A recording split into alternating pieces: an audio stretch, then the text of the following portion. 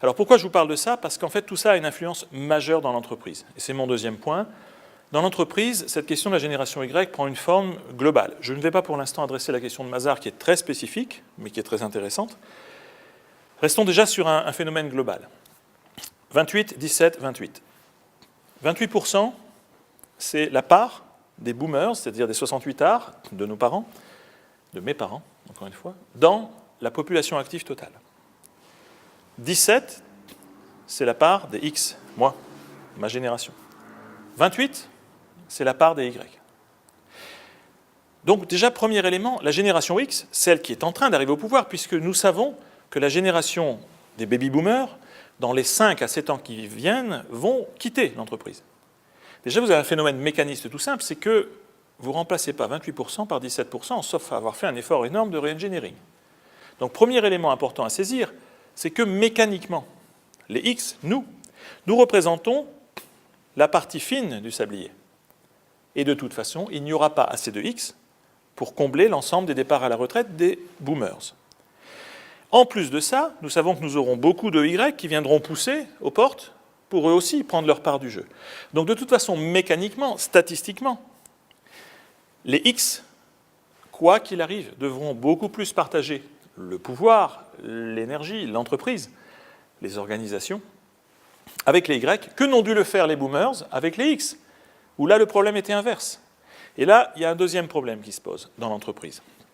Très objectivement, j'appartiens à une génération creuse, ce qui veut dire quelque chose de très très bien. Il m'a été facile, il nous a été facile dans notre génération d'accéder parfois à des postes très importants en combattant très peu. C'est-à-dire, en réalité, comme nous étions assez peu nombreux, le seul élément qui nous freinait un peu, c'était le fait que les seniors, les baby-boomers prenaient leur temps, qu'ils occupaient beaucoup de postes, qu'il y avait finalement une faible aspiration des X, mais à l'inverse, il y avait une faible compétition chez les X, soyons très clairs. Et premier élément de réflexion, c'est que nous constatons tous dans nos entreprises, que notre génération des X, bien sûr, recèle énormément de talent, mais aussi, probablement, n'est pas passée par les mêmes filtres que les autres, et ni d'ailleurs que ceux par lesquels passeront les Y demain. Deuxième élément, plus important, c'est que nous voyons bien aussi que le comportement des X, c'est celui d'une génération qui a été celle de ce qu'on pourrait appeler l'homme organisationnel. C'est-à-dire que si je fais référence à Drucker, qui n'est pas académiquement quelqu'un généralement d'apprécié, mais non seulement je crois qu'il y a apporté peu de considération, mais que même il provoquait beaucoup la doxa académique. Ce qui est assez intéressant dans la pensée de Drucker, ça a été la structuration d'une réflexion autour de l'idée de l'homme économique, en tous les cas comme Smith l'avait défini, de l'homme organisationnel, qui a été la réalité de la deuxième moitié du XXe siècle, et du knowledge worker, c'est-à-dire ce travailleur du savoir, qui est celui dont on voit l'avènement aujourd'hui.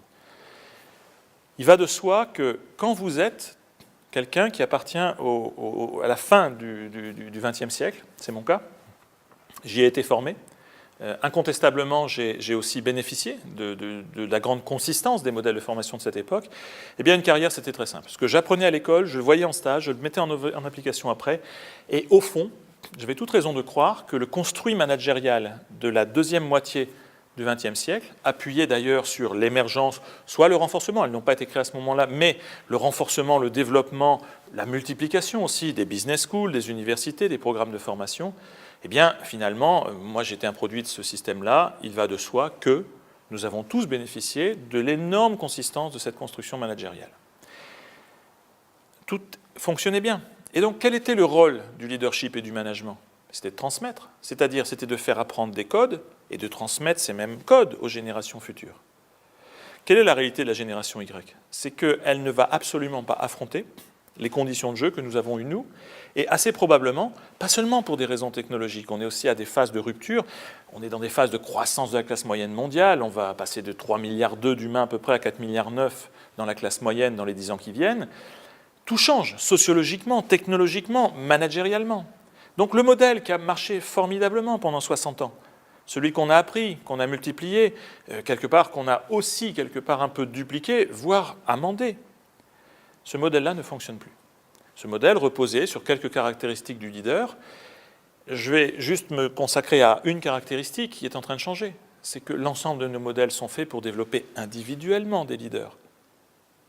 Regardez, quand une grande école française offre un programme de MBA autour de 130 000 €, le présupposé derrière ne peut être que celui du développement individuel. Vous n'envoyez pas 70 personnes se former sur ce programme. C'est un programme élitiste qui repose sur l'idée qu'une infime partie de gens devraient diriger les entreprises, concentrer les pouvoirs et aussi peut-être être mieux formés. On n'en est plus là.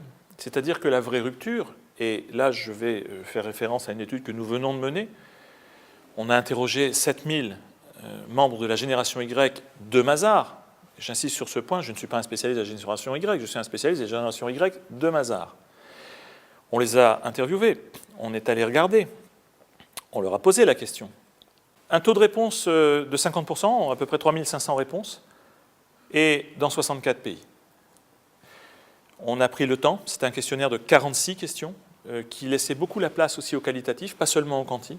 On a eu une foule de réponses très intéressantes. Mais un centrage. Le centrage était sur le rapport au management. C'est-à-dire, toutes les études vous disent en général, la génération Y, c'est très simple, c'est des gens qui veulent ni être managés, ni être managers. Ce n'est pas le cas chez nous. Nous, à plus de 80%, ils ont répondu « nous souhaitons être managers » quand ils ne le sont pas déjà, car, juste une précision, chez Mazars, la population étant très jeune, vous avez l'intégralité de la gamme hiérarchique dans une génération.